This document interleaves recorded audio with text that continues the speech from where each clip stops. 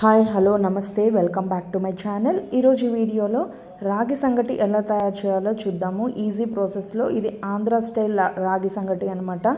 Taste అయితే చాలా బాగుంటుంది. నేను ఇక్కడ 1 కప్పు రైస్ తీసుకున్నాను. దాన్ని శుభ్రంగా వాష్ చేసి పక్కన పెట్టేసుకున్నాను. 1 కప్పుకి నేనైతే 4 గ్లాసులు వాటర్ వేసేసుకొని ఒక అరగంట పాటు నానబెట్టేసి పక్కన పెట్టేసుకున్నాను. తర్వాత స్టవ్ మీద పెట్టేసుకొని మూత పెట్టేసుకొని పెద్ద మంట మీద పొంగొచ్చే వరకు ఉంచేసి, పొంగొచ్చిన తర్వాత మూతని స్లైడ్గా ఓపెన్ చేసేసి చిన్న మంట మీద ఉడికించుకున్నాను అనమాట. అన్నం అనేది మెత్తగా అయ్యే వరకు. వారంలో ఒక్కసారైనా రాగి సంగటి తినడానికి ట్రై చేయండి. పిల్లలకి కూడా అలవాటు చేస్తే చాలా మంచిదనమాట. రోజు రైస్ కంటే వారంలో ఒకసారి ఇలా ట్రై చేసి చూడండి, చాలా బాగుంటుంది. నేనైతే మా పిల్లలకి అలాగే చేసి పెడతానమాట. సో ఇక్కడ పొంగొచ్చేసింది కదా, దాన్ని మంట అనేది తగ్గించేసి స్లైడ్గా మూత అనేది పక్కకు తీసుకొని అన్నం అనేది బాగా మెత్తగా అయ్యే వరకు ఉడికించుకున్నాను అనమాట.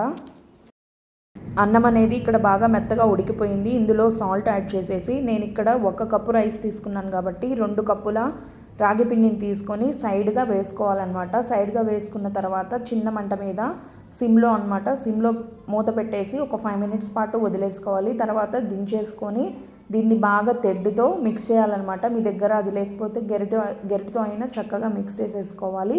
తర్వాత దీన్ని రాగి ముద్దలాగా చేసుకొని మనం నాన్ వెజ్ కర్రీతో కానీ పులుసులతో కానీ తింటే టేస్ట్ అనేది చాలా బాగుంటుందన్నమాట. ఈ వీడియో మీకు ఎలా అనిపించిందో కామెంట్ చేసేయండి.